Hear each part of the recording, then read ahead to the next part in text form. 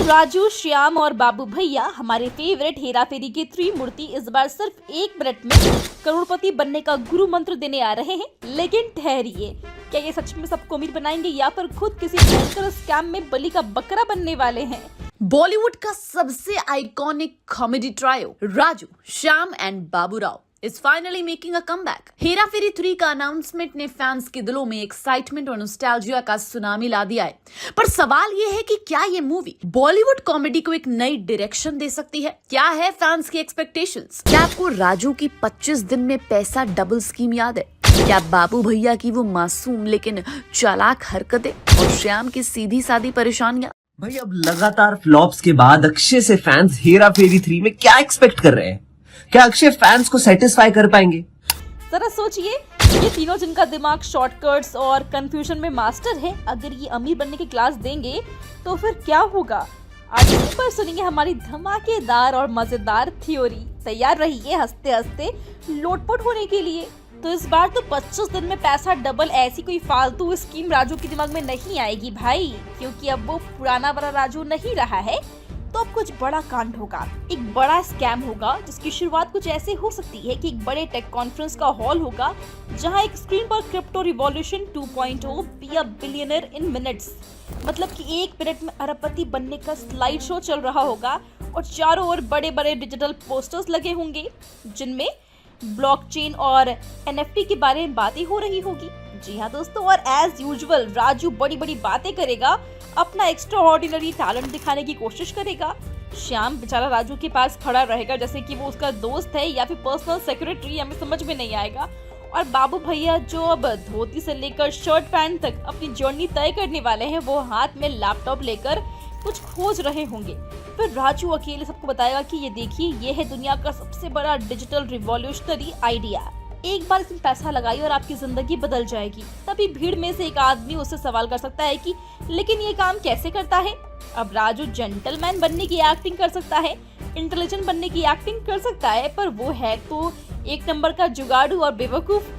तो वो थोड़ा सा रुकेगा और फिर झिझकते हुए जवाब देगा कि काम तो हमारी एआई टेक्नोलॉजी करती है, हम तो बस अमीर बनाते हैं।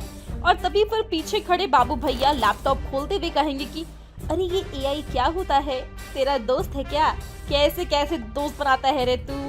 अब बाबू भैया तो बेचारे कितने इनोसेंट है तुम जानते ही है ना। तो उनके ऐसे कहने पर वहाँ खड़ी भीड़ भी ना हंसने लगेगी। पर तभी राजू बाबू भैया को घूरेगा, क्योंकि बाबू भैया सबके सामने मजाक जो बना रहे हैं। पर तभी एक मिस्टीरियस मैन जिसका नाम टेक मोगुल होगा, वो स्टेज पर आएगा और अपनी इम्प्रेसिव पर्सनालिटी के साथ कहेगा कि ये तीनों मेरे सबसे बड़े पार्टनर हैं।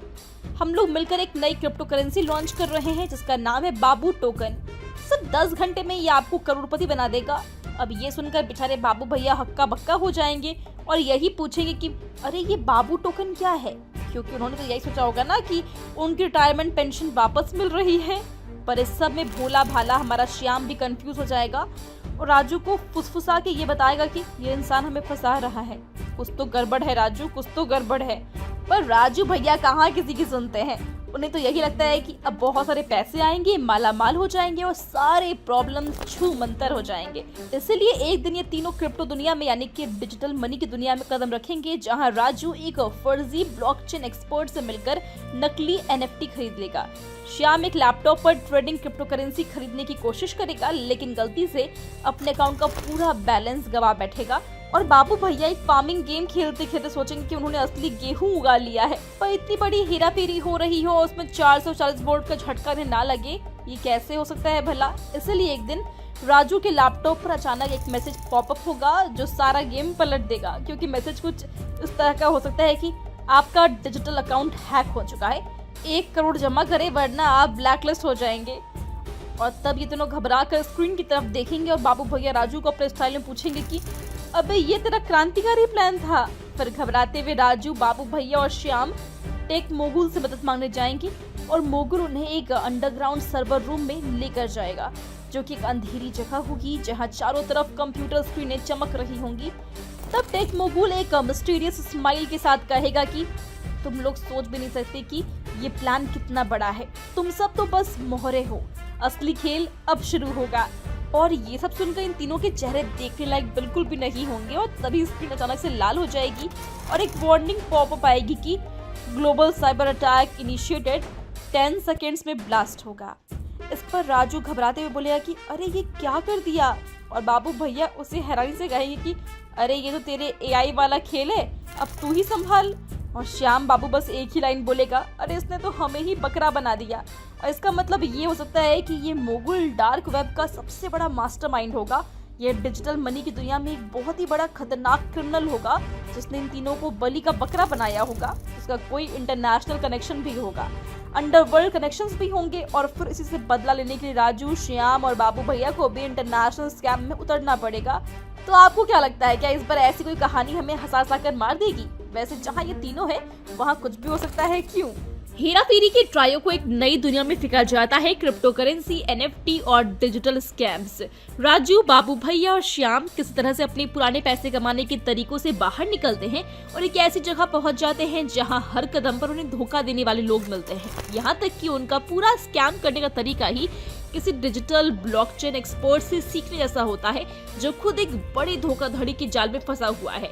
अब राजू की नई खोज क्रिप्टो एप्स बाबू भैया के लिए सिरदर्द बन जाती है। जहां एक और राजू डिजिटल दुनिया में पैसे कमाने के सपने देख रहा है, वहीं बाबू भैया को समझ ही नहीं आता है कि इस वर्चुअल पैसे का इस्तेमाल कैसे करे। फिर शुरू होता है उनका हैकिंग का सफर। एक दिन गलती से वो एक फेक डिजिटल वॉलेट तक पहुंच जाते हैं और देखते हैं कि उनका पैसा कहीं गायब हो गया है। वहीं बाबू भैया ने एक वर्चुअल फार्मिंग गेम में अपनी पूरी जिंदगी की जमा पूंजी लगा दी, ये समझते हुए कि वो असल में अपने खेतों में टमाटर उगा रहे हैं। वहीं श्याम, जो हमेशा शांत और समझदार रहता है, क्रिप्टो के इस जाल में फंसकर सोचता है कि वो इसे समझकर सुलझा सकता है, लेकिन उसका दिमाग पूरी तरह से घुमा हुआ है। वो जितना इसे समझने की कोशिश करता है उतना ही इसमें फंसता चला जाता है। इस दौरान एक बड़े टेक मोगुल से उनकी मुलाकात होती है, जो उन्हें सोशल मीडिया इन्फ्लुएंसर बनने की सलाह देता है, ताकि वो बड़े निवेशकों को ये विश्वास दिला सके कि वो इस डिजिटल क्रांति का हिस्सा है। अब इन तीनों की कोशिश होती है कि वो डिजिटल दुनिया में खुद को इन्फ्लुएंसर बनाकर बड़े पैसे बनाए, लेकिन यही उनका सबसे बड़ा भंवर साबित होता है।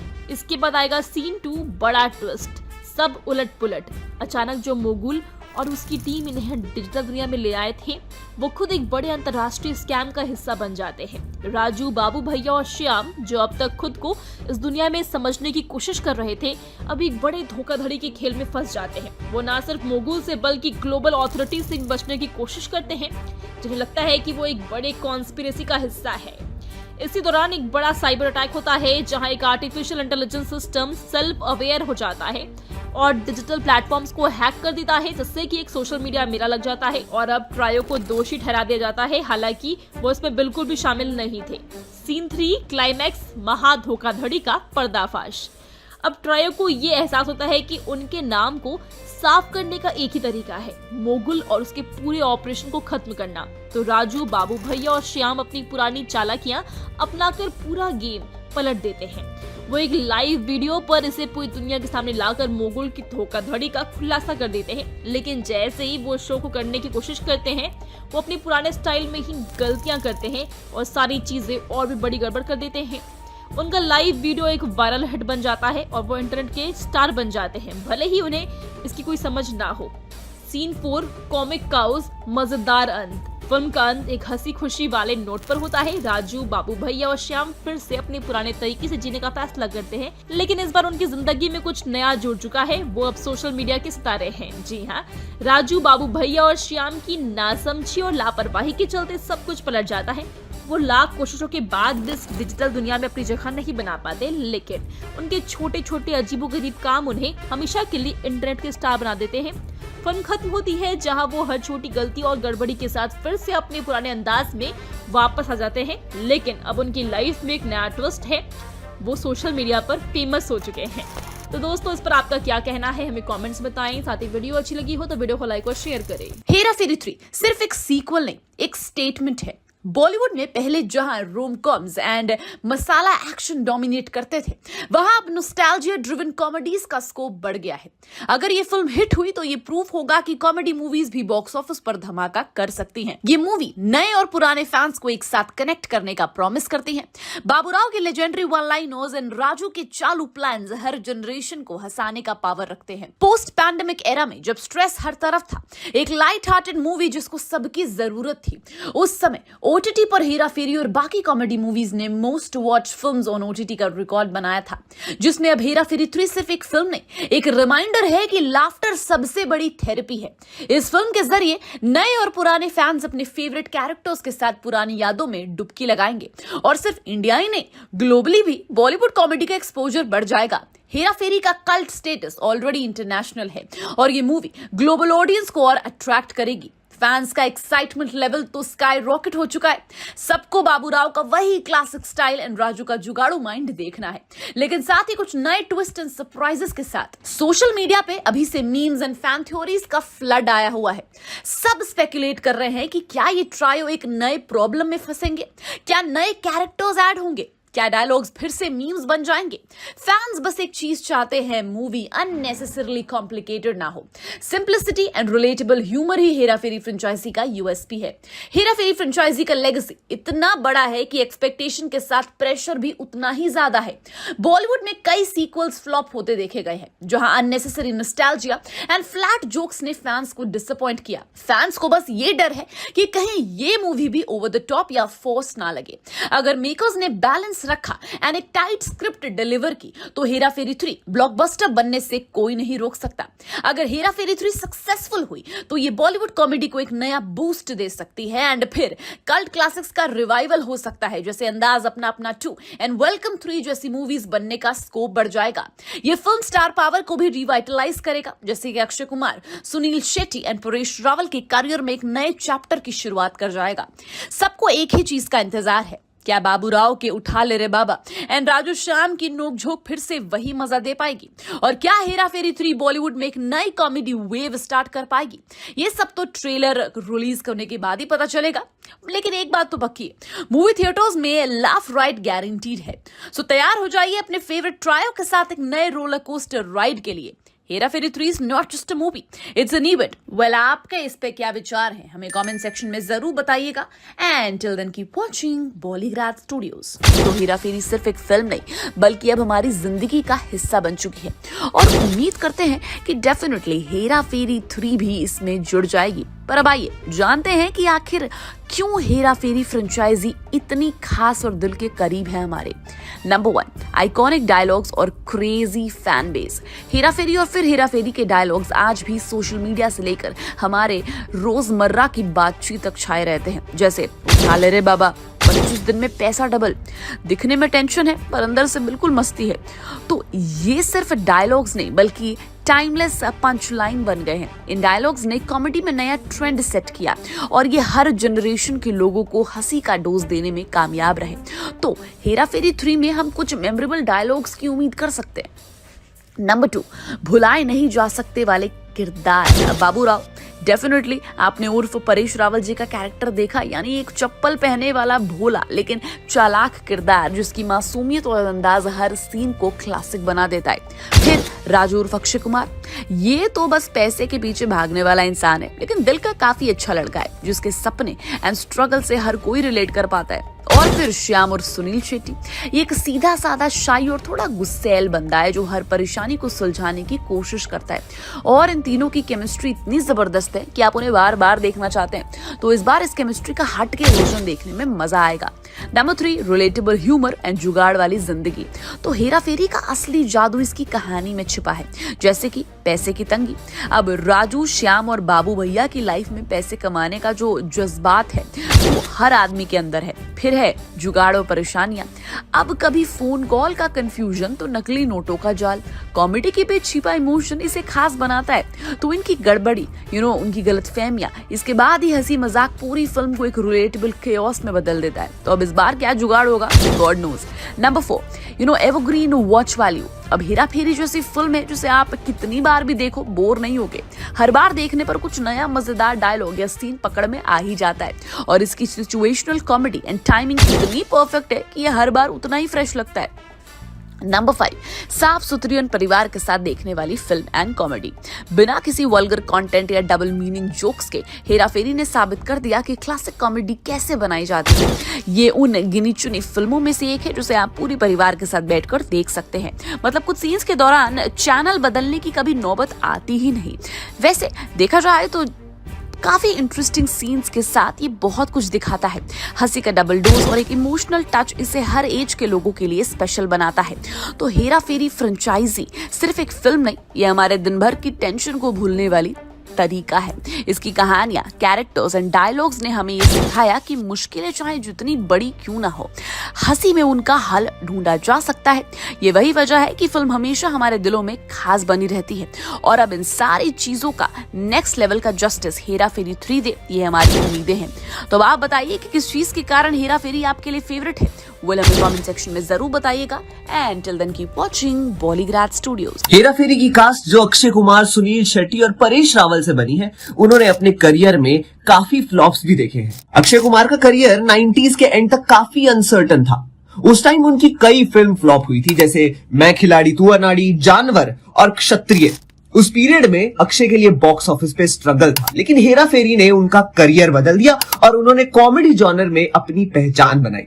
इसके साथ सुनील शेट्टी भी कुछ अनसक्सेसफुल फिल्म्स का शिकार हुए, जैसे आवारा, पागल दीवाना, रक्त और क्षत्रिय, जो कमर्शियल फेलियर्स थी। वहीं परेश रावल ने भी काफी फ्लॉप्स देखी, जैसे मस्ती, जो कमर्शियल सक्सेस नहीं हुई थी despite his strong acting in Hera Pheri.